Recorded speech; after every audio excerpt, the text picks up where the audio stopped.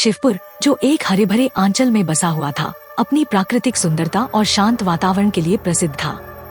राधिका, एक युवा लड़की, हर साल गर्मियों की छुट्टियों में अपने दादी नानी के घर इसी गांव आती थी। यहाँ का जीवन पूरी तरह से गांव के जीवन की सादगी और खुशी से भरा हुआ था। पुराने घर, कच्ची सड़कें और हरियाली से ढके खेत, सब कुछ राधिका के दिल को छू जाता था। उसके दोस्तों के साथ खेलना, घने जंगल में भटकना और पुराने मंदिर में पूजा करना, यही उसकी छुट्टियों का हिस्सा बन चुका था। क्या आप जानते हैं कि अल्फा टब नामक एक मंच और एक उत्पाद है जो आपके बच्चे को कम उम्र में ज्ञान और शब्दावली के बारे में बहुत कुछ सीखने में मदद करता है। अंत में एक आश्चर्य के लिए बने रहें। गांव का बड़ा बरगद का पेड़, जहां राधिका और उसके दोस्त छाया में बैठते थे, एक जादुई स्थान जैसा महसूस होता था। परंतु गांव के बुजुर्ग अक्सर इस पेड़ के बारे में रहस्यमय कहानियां सुनाते थे। वे कहते थे कि यहाँ के जंगल में कुछ अदृश्य शक्तियां निवास करती हैं, लेकिन राधिका और उसके दोस्तों ने कभी इसे गंभीरता से नहीं लिया। छुट्टियों के दिनों में राधिका का ध्यान केवल मौजमस्ती और खेलकूद पर ही रहता था, रहस्यों और डरावनी कहानियों पर नहीं। उसके दादी नानी के घर की पुरानी इमारत और वहाँ का वातावरण उसे बहुत आकर्षक लगता था। कभी कभी जब रात होती और सारे बच्चे सोते थे, तो राधिका और उसकी दादी मिलकर कहानी सुनाया करती थी। दादी की कहानियां कभी हंसमुख होती, कभी प्रेरणादायक और कभी कभी डरावनी भी। लेकिन उन डरावनी कहानियों को सुनते समय भी राधिका ने कभी ऐसा सोचा नहीं था कि उसकी छुट्टियां एक भयानक अनुभव में बदल जाएंगी। राधिका को यह सब एक अद्वितीय अनुभव के रूप में याद आता था, परंतु अब उसका गांव की खूबसूरती और वहाँ की शांति उसे बहुत खास लगती थी। वह हर बार अपने दादी नानी के घर लौटने के लिए बेसब्री से इंतजार करती थी, न कि किसी संभावित खतरे या अज्ञात शक्तियों के बारे में सोचते हुए। उसकी छुट्टियां हमेशा उसे जीवन की सादगी और खुशियों का एहसास कराती थीं। लेकिन इस बार राधिका की छुट्टियां एक अलग मोड़ पर पहुंच गई थी। एक अजीब सी भावना ने उसके मन में घर कर लिया था, जो धीरे धीरे उसकी खुशी को निगल रही थी। गांव में कुछ बदलाव आ चुके थे और राधिका को नहीं पता था कि ये बदलाव उसके जीवन को कितना बदल देंगे। राधिका ने अपने दादी नानी के घर पहुंचते ही महसूस किया कि गांव में कुछ बदल चुका है। यहाँ की शांति और स्वच्छता जैसे मटमैली हो गई थी। बच्चे पहले की तरह खुश नहीं थे और गांव के लोग भी गुमसुम से नजर आ रहे थे। राधिका ने तुरंत ही यह महसूस किया कि कुछ गड़बड़ है, लेकिन उसने इसे ज्यादा गंभीरता से नहीं लिया। एक दिन राधिका और उसके दोस्तों ने जंगल में जाने का निर्णय लिया। जब वे पुरानी जगह पर पहुंचे, जहां वे हमेशा खेला करते थे, तो वहां एक अजीब सी खामोशी थी। पेड़ और पौधे जैसे सुस्त और निर्जीव से लग रहे थे। राधिका के मन में अजीब से डर का एहसास हुआ, लेकिन उसने इसे अनदेखा कर दिया और खेलना शुरू कर दिया। जंगल में कुछ अजीब आवाजें सुनाई देने लगी। यह आवाजें कहीं दूर से आती हुई प्रतीत हो रही थी और कभी कभी एक कड़क चिल्लाहट भी सुनाई देती थी। राधिका और उसके दोस्त इस पर ध्यान नहीं दे पाए, लेकिन राधिका का मन अस्वस्थ महसूस करने लगा। रात की अंधेरी चादर ने गांव को ढक लिया था और राधिका ने सोचा कि हो सकता है यह सिर्फ उसकी कल्पना हो। रात को सोते समय राधिका को एक अजीब सा सपना आया। सपना में उसने देखा कि एक काले रंग का धुआं उसके चारों ओर घूम रहा है और एक भयानक आवाज उसके कानों में गूंज रही है। राधिका ने उस आवाज से पीछा छुड़ाने की कोशिश की, लेकिन वह आवाज लगातार उसके पास आती जा रही थी। जब उसने सुबह उठकर अपने दादी नानी से सपना के बारे में बताया, तो उन्होंने इसे बस एक बुरा सपना मान लिया, लेकिन राधिका का मन अब भी भय से भरा हुआ था। राधिका की दादी ने उसके सपने की बात सुनकर एक अजीब सी चुप्पी धारण कर ली। उन्होंने धीरे धीरे बताया कि गांव में एक प्राचीन किंवदंती है। इस किंवदंती के अनुसार गांव के आसपास एक जिन्न का निवास था, जो काफी समय पहले गांव के एक अमीर परिवार द्वारा शापित किया गया था। यह जिन्न तब से गांव की सीमाओं में बंद था और कभी कभी अपनी शक्ति को दिखाता था। दादी ने बताया कि जिन्न की उपस्थिति से गांव के लोगों में डर और अंधविश्वास फैल चुका था। कई बार गांव में अनहोनी घटनाएं घट चुकी थी, लेकिन जिन्न का नाम कभी साफ साफ नहीं लिया जाता था।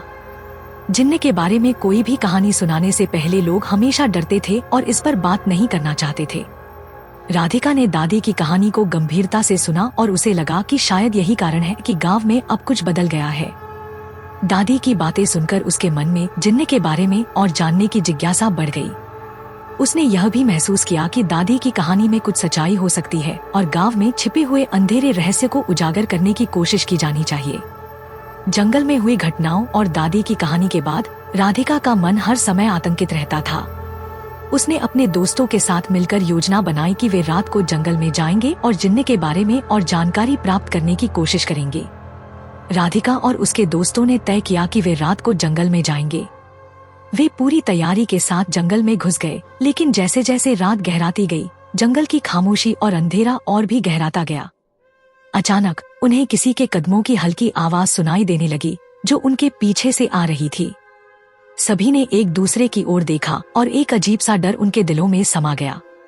जंगल में एक जगह पर पहुंचते ही राधिका ने महसूस किया कि यहाँ का माहौल और भी भारी और डरावना हो गया है। उसने देखा कि वहाँ कुछ अजीब सा धुआं था और उसकी आंखों के सामने एक असामान्य परछाई झलक रही थी। अचानक एक बेतरतीब आवाज आई, जिससे उसके शरीर में एक ठंडी सी सिहरन दौड़ गई। रात के अंधेरे में राधिका ने महसूस किया कि उसके दोस्त भी घबराए हुए हैं। एक के बाद एक वे अजीब अजीब आवाजें सुनने लगे और उन्हें ऐसा लगा कि कुछ अदृश्य शक्ति उनके चारों ओर मंडरा रही है। जब वे एक पुरानी झोपड़ी के पास पहुंचे तो उन्होंने देखा कि झोपड़ी की दीवारों पर अजीब से चिन्ह और प्रतीक बने हुए थे। जंगल में बिताई गई रात ने राधिका और उसके दोस्तों को पूरी तरह से थका दिया। वे सुबह होते ही जंगल से बाहर निकलने की कोशिश करने लगे, लेकिन उन्हें यह भी महसूस हुआ कि इस अनुभव ने उनके मन में एक गहरा डर और अंधविश्वास भर दिया था। उन्होंने न केवल जंगल बल्कि गांव के अंधेरे रहस्यों को भी समझने का संकल्प किया। राधिका ने अपने घर लौटते समय महसूस किया कि उसके जीवन में कुछ अजीब बदलाव हो रहे हैं। वह अक्सर अचानक चिल्ला उठती थी और रात में सोने में उसे कठिनाई होने लगी थी। उसके सपने लगातार बुरे और डरावने हो रहे थे। कभी कभी उसे लगता था कि उसकी आंखों के सामने अंधेरे से भरे खौफनाक दृश्य आ रहे हैं। उसने अपनी दादी से मदद मांगी, लेकिन दादी भी परेशान नजर आ रही थी। वे राधिका की स्थिति को देखकर चिंतित हो गई थी, लेकिन उन्होंने फिर भी उसकी समस्याओं को गंभीरता से नहीं लिया। राधिका का डर और उसकी रातों की बेतहाशा नींद ने उसे और भी असमंजस में डाल दिया। एक रात राधिका ने देखा कि वह अपने कमरे में अकेली है और अचानक एक ठंडी हवा उसके पास से गुजरने लगी। उसकी नींद में ही उसने एक भयानक ख्वाब देखा, जिसमें एक काले रंग की आकृति उसकी ओर बढ़ रही थी।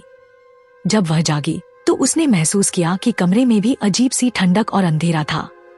राधिका ने सोचा कि यह सब उसकी कल्पनाओं का हिस्सा हो सकता है, लेकिन धीरे धीरे यह सब वास्तविकता में बदलने लगा। उसके शरीर पर अजीब से दाग और निशान भी दिखने लगे।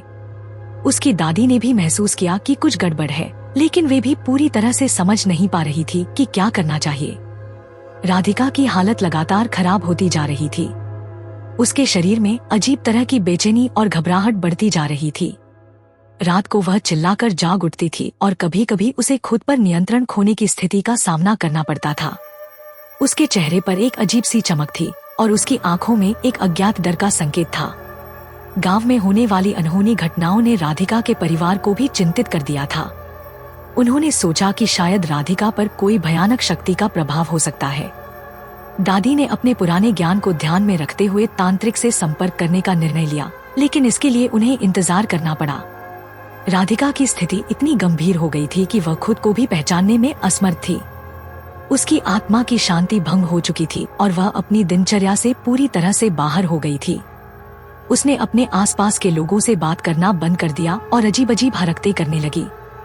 जब तांत्रिक गांव में पहुंचा तो उसने राधिका की स्थिति को देखकर तुरंत समझ लिया कि यह किसी अज्ञात शक्ति का प्रभाव है। तांत्रिक ने उसकी स्थिति की गंभीरता को पहचानते हुए उसे सुरक्षित स्थान पर ले जाने का निर्णय लिया। राधिका की स्थिति में सुधार लाने के लिए तांत्रिक ने विशेष तंत्र मंत्र का प्रयोग किया। तांत्रिक ने राधिका के लिए एक विशेष अनुष्ठान की योजना बनाई, जिसे करने से पहले उसने पूरी तरह से तैयारी की। उसने अपनी तंत्र मंत्र की किताबें और यंत्रों को सावधानी पूर्वक व्यवस्थित किया और एक सुरक्षा परिधि का निर्माण किया। तांत्रिक ने अपनी शक्तियों को संचित करने के लिए एक गहन साधना की और मंत्रों की ध्वनि को ऊंचा किया। राधिका के कमरे को तांत्रिक ने विशेष यंत्रों और हवन सामग्री से घेर लिया। उसने यंत्रों की एक विशेष व्यवस्था की और प्रत्येक यंत्र के चारों ओर मंत्रों का उच्चारण किया। तांत्रिक ने एक विशेष तंत्रिक विधि का अनुसरण किया, जिसमें राधिका के चारों ओर एक सुरक्षा कवच का निर्माण किया गया। अनुष्ठान के दौरान तांत्रिक ने राधिका के चारों ओर से नकारात्मक ऊर्जा को दूर करने के लिए एक हवन किया।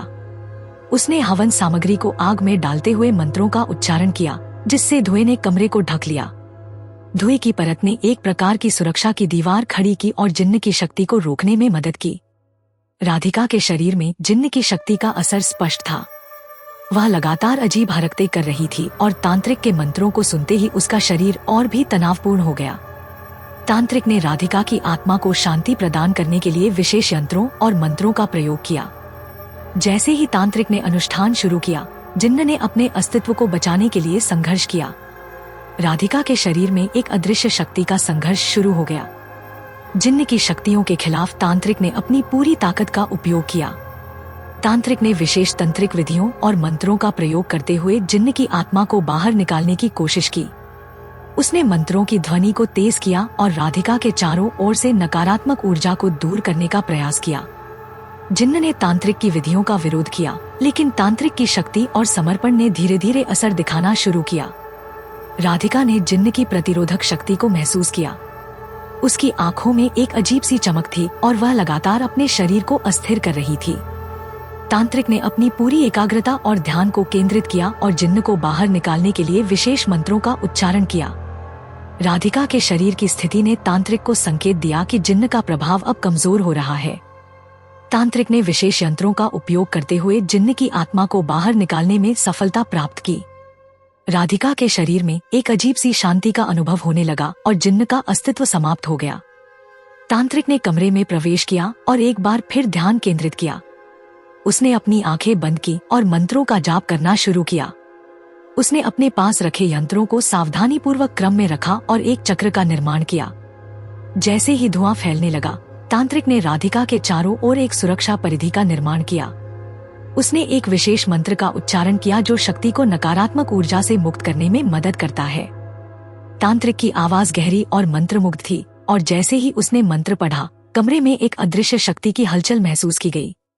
राधिका ने तांत्रिक की उपस्थिति को महसूस किया और उसकी आंखों में एक अजीब सी चमक आई। अचानक उसने कमरे में बेतरतीब ढंग से चलना शुरू कर दिया, मानो उसका शरीर किसी और के नियंत्रण में हो। तांत्रिक ने ध्यानपूर्वक उसकी गतिविधियों पर नजर रखी और समझा कि जिन्न ने अपनी पूरी शक्ति के साथ राधिका को कब्जे में ले लिया है। तांत्रिक ने अपने मंत्रों को और भी ऊंचा किया और उसके साथ जपते हुए विशेष यंत्रों का उपयोग किया। उसने राधिका के सामने एक विशेष तंत्रिका डाला और एक तेज आवाज में मंत्र पढ़ना शुरू किया। मंत्रों की शक्ति से कमरे में एक प्रकाश की किरण छिटक गई और उसके साथ ही राधिका के शरीर में एक अजीब सी थरथराहट शुरू हो गई। जिन्न का प्रतिरोध स्पष्ट था, लेकिन तांत्रिक की तपस्या और मंत्रों की शक्ति ने धीरे धीरे असर दिखाना शुरू कर दिया। जिन्न की शक्ति धीरे धीरे कम होने लगी। राधिका के शरीर पर नियंत्रण रखे हुए जिन्न की आक्रामकता अधिक हो गई थी, लेकिन तांत्रिक ने अपने मंत्रों की शक्ति का पूरी तरह से उपयोग किया। उसने राधिका को एक विशेष स्थिति में लाकर उसके शरीर के भीतर से जिन्न को निकालने के लिए एक अनुष्ठान किया। तांत्रिक ने अपने यंत्र को ध्यानपूर्वक राधिका के शरीर के पास रखा और लगातार मंत्रों का उच्चारण किया। इस दौरान राधिका ने कई बार कराहते हुए और अत्यधिक बेचैनी का सामना करते हुए जिन्न की उपस्थिति को महसूस किया। जिन्न अपने अस्तित्व को बचाने के लिए अंत में प्रयास कर रहा था, लेकिन तांत्रिक की दृढ़ता और शक्तिशाली मंत्रों के कारण उसे लगातार दबाव का सामना करना पड़ा। तांत्रिक ने राधिका को एक विशेष यंत्र से घेर लिया और फिर उसने एक विशेष तंत्रिक विधि का उपयोग किया। उसने जपते हुए विशेष मंत्र को उच्चारित किया और जिन्न की आत्मा को बाहर निकालने के लिए एक तंत्रिका का प्रयोग किया। जिन्न के विरोध के बावजूद तांत्रिक ने अपनी पूरी ताकत लगा दी और राधिका के भीतर से जिन्न को बाहर निकालने में सफल रहा। अचानक राधिका के शरीर में एक अजीब सी शांति छा गई। जिन्न की उपस्थिति जैसे ही समाप्त हुई, राधिका ने गहरी सांस ली और उसकी आंखों से आंसू बहने लगे। उसने तुरंत अपने आप को सामान्य महसूस किया और तांत्रिक के प्रति आभार व्यक्त किया। जिन्न का निष्कासन एक कठिन और खतरनाक प्रक्रिया थी, लेकिन तांत्रिक की शक्तियों और श्रद्धा के कारण राधिका की जान बच गई थी। जिन्न के निष्कासन के बाद राधिका धीरे धीरे अपने पुराने आत्म को वापस पाने लगी। उसकी मानसिक स्थिति में सुधार हुआ और उसने अपने आसपास की दुनिया को फिर से स्पष्ट रूप से देखना शुरू कर दिया। उसकी परिवार वालों और गांव के लोगों ने राहत की सांस ली, क्योंकि अब राधिका पहले की तरह खुश और स्वस्थ दिखाई दे रही थी। हालांकि जिन्न के प्रभाव के बाद राधिका की यादें कुछ धुंधली और विकृत हो गई थी। उसे केवल अंधेरे और खौफनाक सपनों की यादें थी, जो उसे रात के समय परेशान करती थी। लेकिन उसने धीरे धीरे अपने परिवार और दोस्तों के साथ मिलकर इन यादों को नियंत्रित करने की कोशिश की। गांव में भी शांति लौट आई थी। लोग अब अपने पुराने जीवन की ओर लौटने लगे थे और जिन्न के बारे में कहानी केवल एक पुरानी याद बन गई थी। राधिका ने भी अपने अनुभव को दूसरों के साथ साझा किया और बताया कि कैसे एक अदृश्य शक्ति ने उसके जीवन को अस्थिर कर दिया था। तांत्रिक की उपस्थिति और उसकी शक्तियों के कारण गांव के लोग अब भी उसकी तारीफ करते हैं और उसकी पूजा करते हैं। राधिका की कहानी गांव में एक चेतावनी के रूप में गूंजती है कि कभी भी अज्ञात शक्तियों के साथ खेलना नहीं चाहिए और किसी भी बुरे संकेत को नजरअंदाज नहीं करना चाहिए। राधिका का अनुभव एक भयानक और चौंकाने वाली घटना थी जो गांव के लोगों को और भी जागरूक बनाती है। यह कहानी दर्शाती है कि अज्ञात शक्तियों से दूर रहना और कभी भी उनके प्रभाव को नजरअंदाज नहीं करना चाहिए। जिन्न का प्रभाव केवल एक उदाहरण है कि कैसे अदृश्य शक्तियां हमारे जीवन को प्रभावित कर सकती हैं और हमें एक गंभीर स्थिति में डाल सकती हैं। राधिका की कहानी हमें यह सिखाती है कि हमें अपनी मानसिक और आत्मिक स्थिति को सुरक्षित रखने के लिए ध्यान और सावधानी बरतनी चाहिए।